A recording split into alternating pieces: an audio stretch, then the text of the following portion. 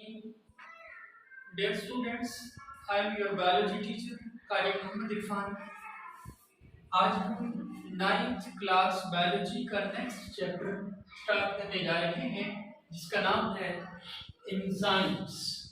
Enzymes के बारे में आज हम पढ़ेंगे बहुत डिटेल के साथ। एंजाइम्स क्या होते हैं, किस चीज़ के बने हुए होते हैं, इनका काम क्या होता है, और इस पूरे चैप्टर में जो बेसिकली हम कंसेप्ट्स जानेंगे वो ये जानेंगे कि एंजाइम्स की बनावट कैसी है, एंजाइम एक्शन कैसे करते हैं, एंजाइम जो है उन पर कौन सी चीज़ें हैं जो असरअंदाज होती हैं, एज अ फैक्टर उन पर असरअंदाज होती हैं, एंजाइम के फंक्शन पर असरअंदाज होने वाली कौन कौन सी चीज़ें हैं, ये सारा कुछ इस चैप्टर में इंशाअल्लाह अज़्ज़ हम पढ़ेंगे।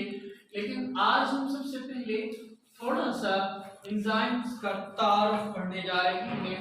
सबसे पहली बात कि हमारी जो लाइफ है, जिंदगी है, ये हकीकत में is the set of chemical reactions. Chemical reactions का एक सेट है, मजमुआ है, यानी जिंदगी मुख्तलिफ केमिकल रिएक्शंस का एक मजमुआ है। और यहाँ पर एक टर्म इस्तेमाल हुई बायोकेमिकल रिएक्शंस। बायो मतलब लाइफ है या लिविंग ऑर्गेनिजम्स है। केमिकल रिएक्शंस कीमियाई तब्दीलियों को बोलते हैं, यानी ऐसी कीमियाई तब्दीलियां जो लाइफ में हो रही है या लिविंग ऑर्गेनिजम्स में हो रही हैं, उनको हम बायोकेमिकल रिएक्शंस बोल रहे हैं। अब आइए बाकायदा तौर पर इसको डिफाइन करते हैं। केमिकल रिएक्शंस ऐसे केमिकल रिएक्शंस जो कहाँ होते हैं, इन द लिविंग ऑर्गेनिजम्स, जो जानदारों में होते हैं। उन तमाम केमिकल रिएक्शंस को जो जानदारों में होते हैं, बायोलॉजी की जबान में उनको हम बायोकेमिकल रिएक्शंस बोलते हैं। बायोकेमिकल रिएक्शंस की मजीद डिटेल जानने के लिए हम नेक्स्ट टर्म की स्टडी करते हैं, जो कि हमारे पास है मेटाबॉलिज्म। मेटा मीन्स चेंज, जिसे तब्दीली बोलते हैं हम। तब्दीली दो तरह की हो सकती है, या तो वो तामीरी हो सकती है या फिर तखरीबी हो सकती है। तामीरी से मुराद कोई नई चीज का बनना, तखरीबी से मुराद किसी चीज का टूटना। जब हम इसको साइंस की या बायोलॉजी की जबान में इन दोनों टर्मिनोलॉजी को कन्वर्ट करते हैं, तो तामीरी की जो टर्म है उसके लिए हम इस्तेमाल करते हैं एनाबॉलिज्म की टर्म, और तकरीबी के लिए हम इस्तेमाल करते हैं कैटाबॉलिज्म की टर्म। अब आइए इन दोनों टर्म को फर्दर डिटेल में हम जानते हैं इनका कंसेप्ट। एनाबॉलिज्म, एना मीन्स होता है टू मेक न्यू या टू कंस्ट्रक्ट, नया बनाना या कोई चीज तामीर करना। अब इनको एनाबॉलिज्म रिएक्शन कहने का मतलब क्या है, यानी मेटाबॉलिज्म होते क्या है, set of all biochemical reactions होते हैं।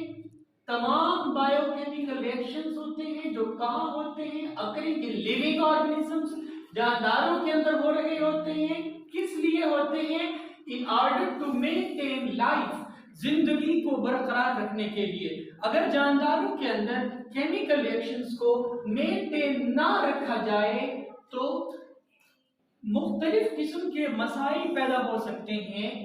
हम इन तमाम केमिकल रिएक्शंस को मेटाबॉलिज्म का नाम दे रहे हैं, जो किसी जानदार की जिंदगी को मेंटेन रखने के लिए इंतहाई जरूरी है। दोबारा मैं इसको डिफाइन करता हूं, फिर आपको ये कंसेप्ट अच्छी तरह समझ आ जाएगा। मेटाबॉलिज्म क्या है, set of all biochemical reactions है, तमाम बायोकेमिकल रिएक्शंस का एक सेट है जो जानदारों के अंदर होता है।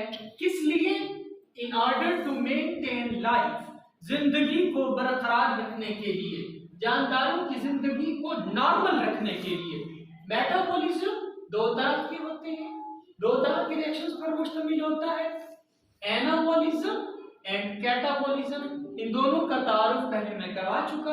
अब एनाबॉलिज्म की डेफिनेशन की तरफ पढ़ते हैं। एना मीन टू मेक न्यू या टू कंस्ट्रक्ट।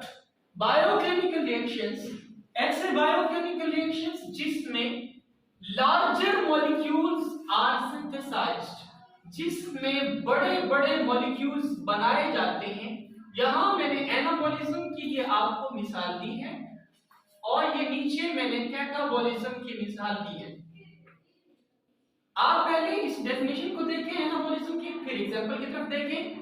ऐसे बायोकेमिकल रिएक्शंस जिनमें लार्जर मॉलिक्यूल्स बनाए जाते हैं, और दूसरा काम एनाबॉलिज्म में क्या होता है, एनर्जी इज सिंथेसाइज्ड या absorbed, energy is utilized, energy इस्तेमाल होती है या फिर जज्ब होती है। देखिए यहाँ पर मुख्तलिफ किस्म के मॉलिक्यूल्स छोटे छोटे आपस में यूनाइट कर रहे हैं, मिल रहे हैं, कंबाइन हो रहे हैं, कंबाइन होकर लार्जर मॉलिक्यूल की सूरत में आपको नजर आ रही है। समझ आ गई आपको? और इसके अलावा जब छोटे मॉलिक्यूल्स को मिलाकर आप लार्जर मॉलिक्यूल्स बनाने जा रहे हैं तो उस वक्त एनर्जी भी इस्तेमाल हो रही है।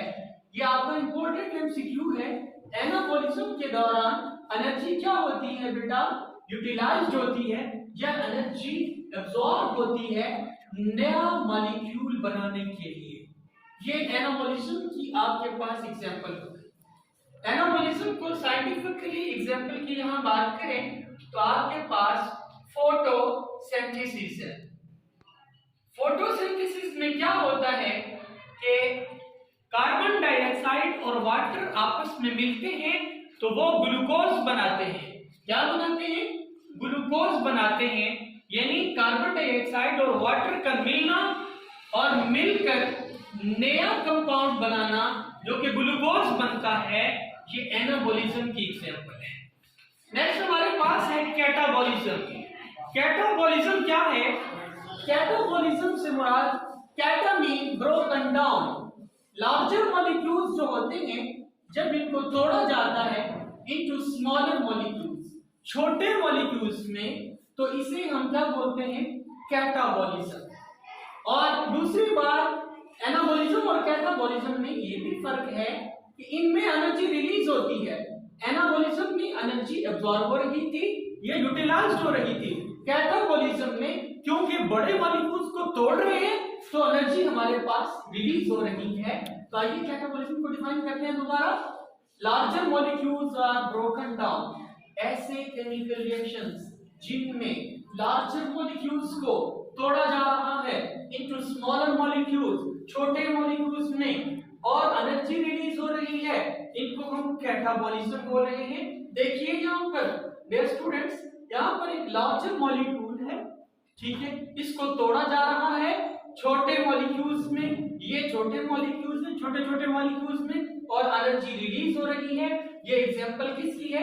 कैटाबॉलिज्म की। अगर हम बायोलॉजिकली एग्जांपल की बात करें तो ग्लाइकोलाइसिस, ग्लूकोज का टूटना, ठीक है, दोबारा वो अपने रिएक्टेंट्स में बदल जाता है, जिस चीज से बना होता है ग्लूकोज, इसको ग्लाइकोलाइसिस बोलते हैं।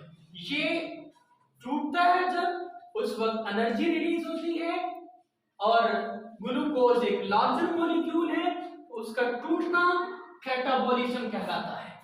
आइए, ये एक नोट लिखा है मैंने छोटा सा। केमिकल्स जब ट्रांसफॉर्म्ड होते हैं from one form to other, एक हालत से दूसरी हालत में, तो ये जो ट्रांसफॉर्म करवाने वाली जो चीज है, इनको तब्दील करवाने वाली जो चीज है केमिकल्स को एक सूरत से दूसरी सूरत में, वो हमारे पास कौन होते हैं बेटा? एंजाइम्स होते हैं जो ऐसा करवा रहे होते हैं। समझ आ गई यहां तक आपको? नेक्स्ट हमारे पास एक टर्म इस्तेमाल हुई है बायोकैटालिस्ट।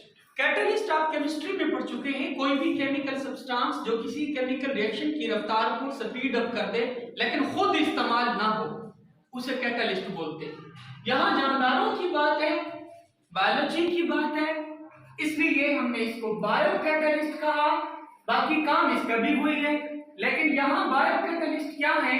एंजाइम्स है, ऐसा सब्सटेंस जो स्पीड अप कर देता है, that speeds up and regulate, और कंट्रोल करता है, रेगुलेट करता है, मेंटेन रखता है मेटाबॉलिक पाथवे को। मेटाबॉलिक रिएक्शंस को जो कंट्रोल करता है उसको बायोकैटलिस्ट बोलते हैं, ऐसे सब्सटेंस को। और इसकी एक और खासियत ये है कि जिस तरह के केमिस्ट्री में आपने पढ़ा कि कैटलिस्ट खुद इस्तेमाल नहीं होता, ये भी इस्तेमाल नहीं होता। समझ आ गई आपको? इसके बाद हमारे पास एंजाइम्स की डेफिनेशन है। एंजाइम क्या है? Enzymes are the globular proteins that catalyze, यानी या speed up. Enzyme globular proteins होती हैं जो स्पीड अप कर देती हैं या कैटलाइज करते हैं बायोकेमिकल रिएक्शंस को एंड नॉट यूज्ड या चेंज्ड ड्यूरिंग रिएक्शन। यानी मैं दोबारा बताता हूं, एंजाइम्स ग्लोबुलर प्रोटीन्स के बने हुए होते हैं और इनका फंक्शन क्या है? किसी बायोकेमिकल रिएक्शन को स्पीड अप कर देना लेकिन खुद इस्तेमाल ना होना, इसको हम एंजाइम बोलते हैं। ऐसे सब्सटेंस को एंजाइम बोला जाता है। अब हम कंपोनेंट्स देखते हैं। बायोकेमिकल रिएक्शंस के कंपोनेंट्स कितने होते हैं? बेटा दो लिखे हैं मैंने, एक सबस्ट्रेट है, दूसरा प्रोडक्ट है। सबस्ट्रेट से क्या मुराद है? वो molecules at which enzymes act, वो मॉलिक्यूल्स जिन पे एंजाइम अमल करता है उनको सबस्ट्रेट्स बोलते हैं। मैंने यहां पर एक डायग्राम बनाई है, ये देखें, ये जो दोनों हैं ये सबस्ट्रेट्स हैं आपके पास, ये दोनों आपके पास सबस्ट्रेट्स हैं। ये जो नीचे मैंने बनाया है ये एक एंजाइम है। अब पहले सबस्ट्रेट की डेफिनेशन को दोबारा पढ़िए। The molecules eight which enzymes act, वो मॉलिक्यूल्स जिन पर एंजाइम्स एक्ट करता है, अमल करता है, उनको सबस्ट्रेट बोलते हैं। देखिए ये सबस्ट्रेट है, इन पे एंजाइम एक्ट करेगा। कैसे? और ये वाली जो जगहें हैं, ये वाली जो आपको गहरी जगहें नजर आ रही हैं बेटा, ये एक्टिव साइट्स कहलाती हैं। इंशाल्लाह हम अपने अगले लेक्चर में इनको डिस्कस करेंगे। ये एक्टिव साइट्स हैं, यानी वो जगहें जहां पर सबस्ट्रेट आके मिलता है। मैं आपको एक एग्जांपल देता हूं, आप मेरे हाथ की तरफ देखिए जरा, ये मेरा हाथ है, यूं समझ लें कि एक एंजाइम है और ये सबस्ट्रेट है। अब होता ये है, ये देखिए ये एक दूसरे के अंदर आके फिट हो रहे हैं। इसी तरह ये जो दरमियान वाली जगह है ये एक्टिव साइट्स है, ये सबस्ट्रेट है, ये नीचे वाला हाथ मेरा एंजाइम है, ये वाला सबस्ट्रेट है। अब ये देखिए ये एक दूसरे में यूं आके फिट हो रहे हैं, यानी एंजाइम और सबस्ट्रेट आपस में यूं मिलते हैं। अब डायग्राम की तरफ आइए, ये सबस्ट्रेट्स हैं और ये इसकी एक्टिव साइट्स हैं जहां पर सबस्ट्रेट्स आके कंबाइन करते हैं एंजाइम के साथ। जब ये एंजाइम हुआ, ये सबस्ट्रेट हुए, अब एंजाइम और सबस्ट्रेट जब आपस में मिल गए हैं तो इस वक्त इसको बोलते हैं एंजाइम सबस्ट्रेट कॉम्प्लेक्स। अब इसको क्या बोलेंगे? Enzyme substrate complex. ये जो हमारे पास बना है इसे एंजाइम सबस्ट्रेट कॉम्प्लेक्स बोलेंगे। देख रहे हैं सबस्ट्रेट कैसे आके एक्टिव साइट्स में फिट हो रहे हैं। ठीक है, समझ आ गई बेटा? यहां तक हमारा आज का लेक्चर एंड होता है। इंशाअल्लाह हम अगले लेक्चर में एक्टिवेशन एनर्जी के कंसेप्ट को जानेंगे। Thank you so much.